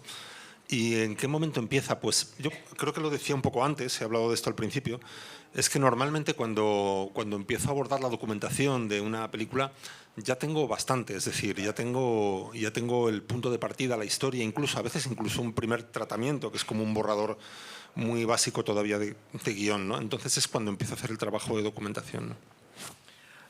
Oui, comme je le disais, tout ça se fait, il n'y a pas d'engagement, il n'y a pas d'obligation, c'est quelque chose qui se fait de façon assez spontanée, assez ouverte, mais en général, quand on se lance dans une documentation, c'est qu'on a déjà une vision assez précise de ce qu'on souhaite faire. On a ce qu'on appelle un traitement, c'est-à-dire un document qui est une sorte d'ébauche d'une dizaine de pages de ce pourquoi on est en train de se mettre en marche, et la documentation se fait sur cette base-là.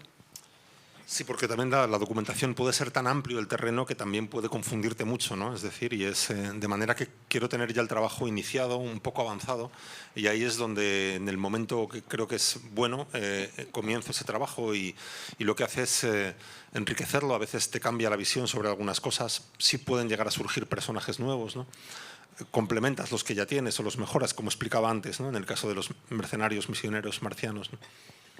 Et en fait, sinon le terrain peut être tellement vaste qu'il peut vous perdre complètement et créer de la confusion plutôt que de la clarté. Donc il faut quand même que vous sachiez déjà ce que vous êtes en train de rechercher et que vous ayez une piste de réflexion, de recherche, même si évidemment les choses peuvent être modifiées. Vous pouvez faire de nouvelles découvertes, de nouvelles rencontres qui vous fassent rectifier le tir, comme je le racontais à propos de cette rencontre et des mercenaires, misionnaires marciens.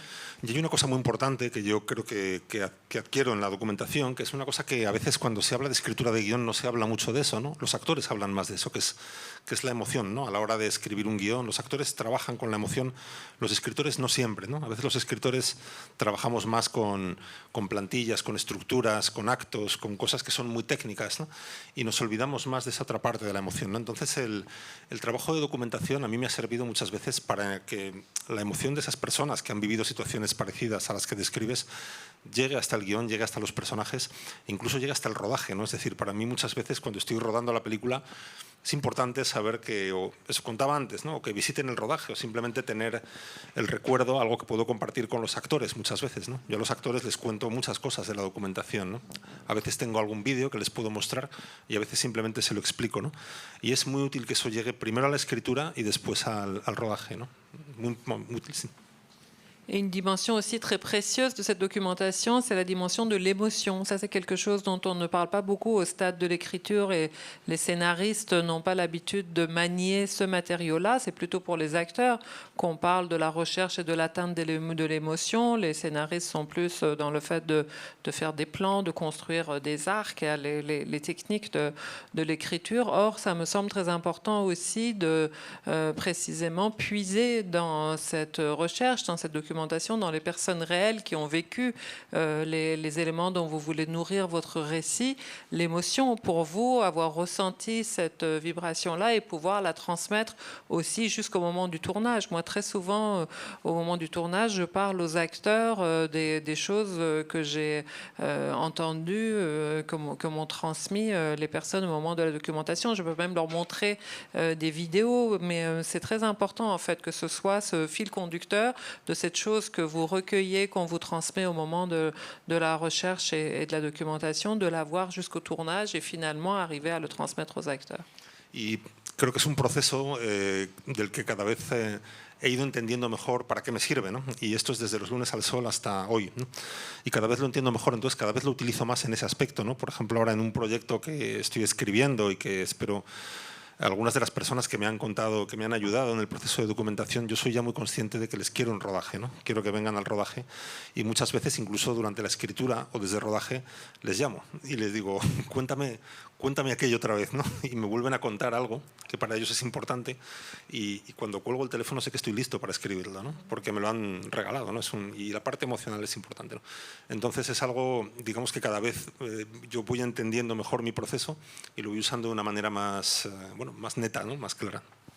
C'est surtout un processus que moi-même, je comprends de mieux en mieux, qui devient de plus en plus conscient. Et mieux je le comprends, et mieux j'arrive à l'utiliser, à en faire meilleur usage dans mon propre travail à toutes les étapes. C'est-à-dire que depuis Los Lunes al Sol jusqu'au prochain que je suis en train d'écrire et que j'espère tourner, maintenant je comprends comment ça fonctionne et je sais que précisément cette vibration, cette émotion que me transmettent ces personnes-là, il faut non seulement que ça nourrisse mon écriture, mais que je vais leur demander aussi de venir sur le tournage pour que le tournage aussi puisse s'imprégner de cette expérience de première main, de cette émotion qui est les leurs. Et très souvent, au moment où je suis en train d'écrire, je les appelle et je dis raconte-moi encore une nouvelle fois. Et encore une fois, c'est plus de l'ordre des affects et des émotions et je préfère qu'ils me les racontent. Et ce cadeau qu'ils me font au bout du film me permet en raccrochant de savoir que je suis prêt à écrire. Oui, je voudrais savoir, parce qu'on parle de ces deux films, mais je voudrais savoir aussi si vous pouvez nous parler de Barrio. Voilà, comment vous avez créé ce film? Est-ce que c'est à partir d'expériences personnelles de votre enfance ou des contacts avec les jeunes actuels? Voilà. Merci. Pues esa es mi segunda película y recuerdo que el primer impulso para esa película tenía que ver con mi oficio, que es que yo venía de hacer una película, Familia, que fue mi primera película, que es una película a la que tengo mucho cariño, pero es una película muy de guionista, es decir, es una película donde toda la estructura dramática del guión es muy importante, ¿no? Hay mucha construcción, ¿no? Desde el guión, es parte de su encanto también, ¿no? Y sí sé que cuando terminé de hacer esa película, Familia, quería hacer lo contrario, ¿no? Quería hacer una película mucho más apoyada en los personajes y mucho menos en el plot, ¿no? En la trama, en la historia, ¿no? En ese sentido son muy diferentes, ¿no? Y las hice muy seguidas. Es la vez que más rápido o más seguido he rodado dos películas, ¿no? En fait, Barrio est mon deuxième film et son impulsion de départ, ça a surtout été de prendre le contre-pied du film précédent. Donc c'était un peu un geste de cinéaste débutant ou qui se cherchait encore. Mon premier film, c'était vraiment un film de scénariste. Comme je disais, c'est de là que je venais. Donc le film, tout l'enjeu dramatique du film est construit sur la structure du scénario. C'est pas forcément un défaut, c'est aussi un peu ce qui fait son charme, mais c'est un film extrêmement construit, un film vraiment très très écrit. Et je m'en suis rendu compte quand je l'ai tourné, Familia, qu'il avait cette caractéristique-là. Et donc très vite, je voulais enchaîner par le contraire, faire un film qui soit vraiment porté par les personnages et construit sur eux. Et jamais j'ai pu faire deux films de façon si rapprochée depuis. Y luego es una película que tiene un... O sea, no es una película que apoyara mucho en la documentación, no fue así, ¿no? A diferencia de Los lunes al sol. En parte porque es una película que tiene como una superficie, una piel muy, muy realista, que sí me ayudó mucho el trabajo de localización. Fue un largo trabajo y eso sí me ayudó mucho a alimentar la película y también mi conocimiento del medio, ¿no? Del que hablaba. Pero aunque la película es muy realista, yo creo que la película se juega mucho por parte de ellos tres en el terreno de la imaginación, ¿no? O sea, lo más importante en la película no es lo que pasa, sino que es lo que desean, ¿no? Es lo que ellos imaginan que va a pasar, ¿no? Et ce film-là, une particularité qu'il a, c'est que contrairement à Lunes del Sol, il n'a pas été vraiment écrit ou construit à partir d'une documentation parce qu'il n'a que sa surface qui est extrêmement réaliste. Et elle est réaliste parce que là, en effet, je décrivais un milieu que je connaissais bien. Mais en dessous, finalement, c'est quelque chose de très imaginaire. C'est ce que ces trois personnages auraient voulu vivre plus que ce qu'ils vivent vraiment. Donc au-delà de cette dimension très naturaliste et réaliste, il y a quelque chose qui est plus de l'ordre de la rêverie et de l'imaginaire. Sí, por eso a veces cuando definían la película como una película realista, yo no estaba muy de acuerdo, ¿no? Yo me sublevaba un poco contra esa etiqueta. Y en realidad la película, creo que el conflicto central en la película es precisamente el choque entre esas dos capas, ¿no? Entre la realidad que ellos viven y que tú sabes que tienen por delante, que no es fácil, y el contraste o el choque entre eso y sus sueños, ¿no? Que sus sueños son excelentes, claro, es lo mejor, ¿no? Que les va a pasar. Creo que ese es el conflicto real de la película, ¿no? Et donc, j'ai jamais été tellement d'accord avec cette étiquette de film réaliste qu'on colle à ce film pour cette raison-là.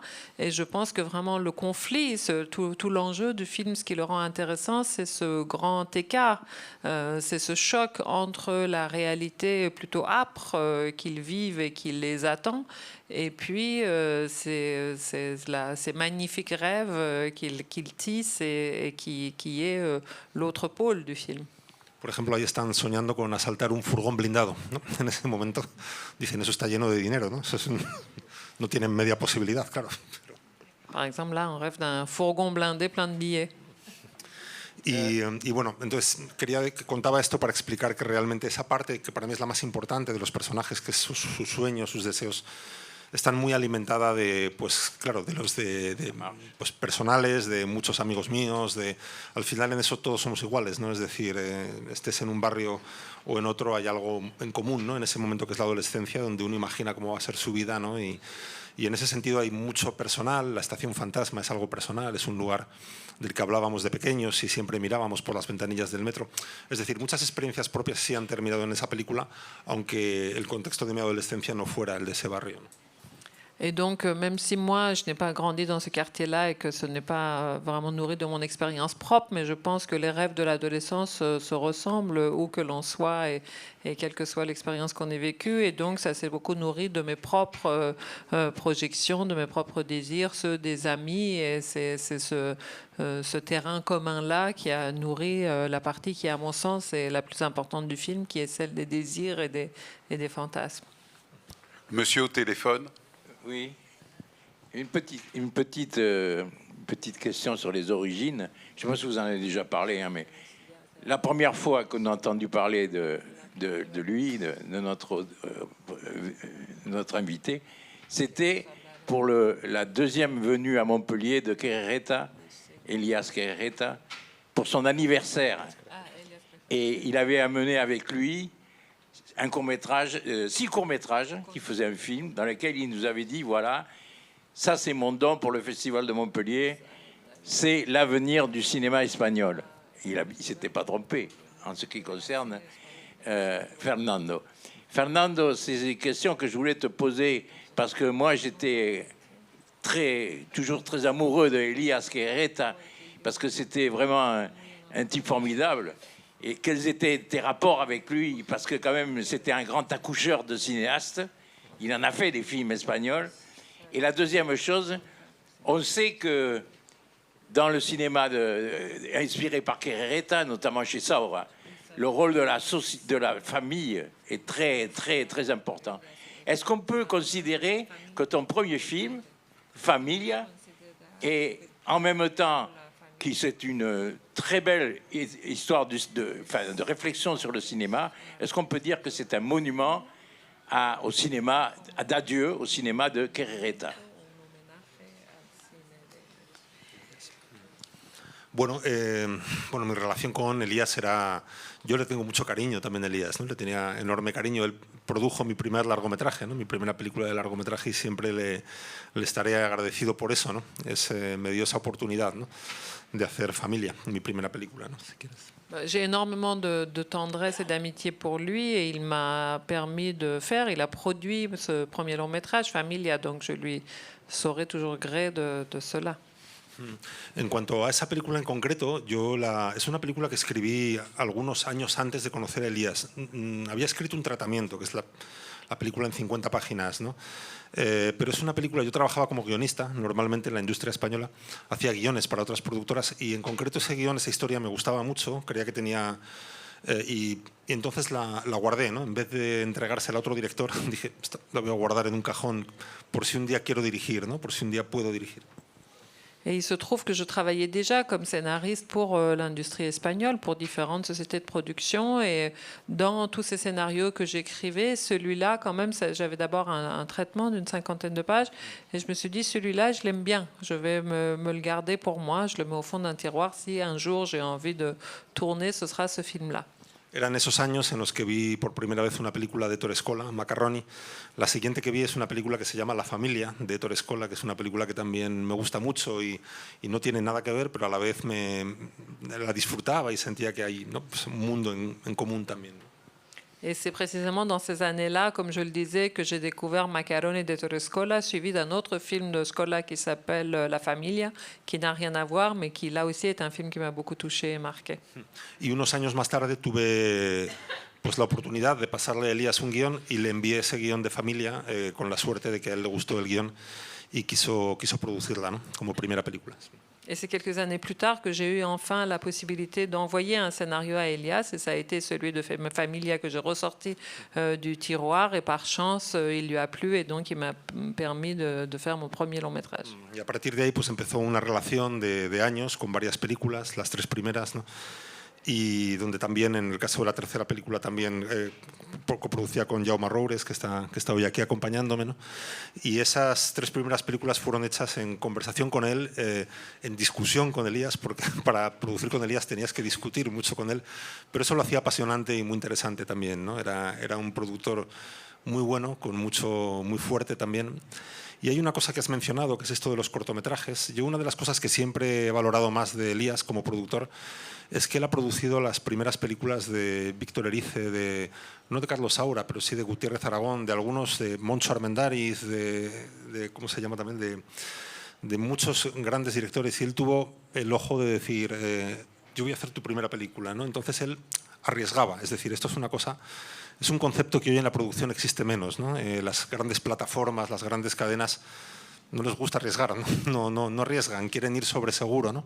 Por eso voy a hacer un pequeño speech aquí, si quieres.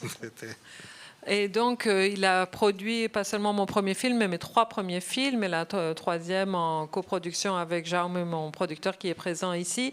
Et ça a été le début, en fait, d'une longue relation ensemble, de beaucoup d'échanges, de beaucoup de discussions, parfois très animées, parce que pour arriver à travailler avec lui, il fallait aussi tenir bon dans les discussions, mais c'était toujours extrêmement riche et intéressant. Et ce que j'aimais beaucoup, puisque vous avez fait référence à ces courts-métrages, que j'admirais beaucoup dans l'approche d'Elias en tant que producteur, c'est qu'il prenait des risques, c'est qu'il allait à la recherche de cinéastes en devenir. C'est lui qui a produit le premier film de Víctor Erice, non pas de Saura, mais de bien d'autres cinéastes espagnols, et il avait toujours ce goût de parier sur des talents qu'il décelait, qu'il allait chercher. Et c'est évidemment aujourd'hui, à l'ère des grandes plateformes et de toutes ces personnes qui misent que sur du sûr. Ils ne vont que là où ils sont certains de pouvoir gagner beaucoup d'argent sans prendre aucun risque. J'ai d'autant plus d'admiration, et je tiens à dire quelques mots sur cette façon de produire. Sí, quería decir simplemente que es verdad que esta manera a veces de producir con las grandes plataformas, con las cadenas, se quiere jugar mucho sobre seguro, ¿no? Y eso hace que, por ejemplo, se apueste muy poco por historias originales, ¿no? De manera que eso afecta al contenido, ¿no? Estamos, creo que, hartos de ver películas que son remakes de películas que ya triunfaron, o adaptaciones de libros, o personajes famosos, futbolistas, músicos, biografías de músicos. Se estrenan 5 al año, ¿no? Entonces creo que todo esto tiene que ver con querer jugar sobre seguro, ¿no? Ya tienes una marca previa, que es un libro, una persona famosa, un músico, una película anterior, y de alguna manera eso te garantiza como un suelo, ¿no? Un suelo en la comercialización de la película, ¿no? Y bueno, creo que eso está haciendo también que a veces los contenidos, las películas que vemos, sean más reiterativas, más aburridas, haya menos riesgo creativo, ¿no? En ellas. Et donc, comme aujourd'hui, justement, le cinéma tourne beaucoup avec ce système des plateformes et des grandes chaînes qui investissent que sur des choses dont le rendement soit sûr pour eux, bah, ça a évidemment une influence sur le contenu, puisque ce qui se tourne, c'est de moins en moins d'histoires originales. On a plutôt tendance à vouloir investir sur un remake d'un film qui a déjà marché, ou l'adaptation d'un roman qui s'est bien vendu, ou alors sur faire des biopics de chanteurs, de sportifs, de je ne sais quoi. Il y en a au moins 5 par an. Pourquoi? Parce qu'on veut avoir la sécurité d'avoir au moins un socle, d'avoir une sorte de minimum garantie assuré par quelque chose de déjà connu, de déjà identifié et de potentiellement fructueux financièrement. Et ça, c'est très triste et c'est vraiment dommage, puisque ça aplanit complètement et ça rend de moins en moins intéressant, enthousiasmant les contenus que peuvent proposer les artistes. C'est de moins en moins créatif. Bien, ben, maintenant on va vous laisser aller voir le Buen Patron. Remercions Fernando León de Aranoa et Masume, parce que c'est un travail énorme quand même qu'elle fait avec le sourire et avec une facilité incroyable. Et donc, bon film. Et demain matin, à 10h aussi, à Macaroni, qui sera présenté par Fernando.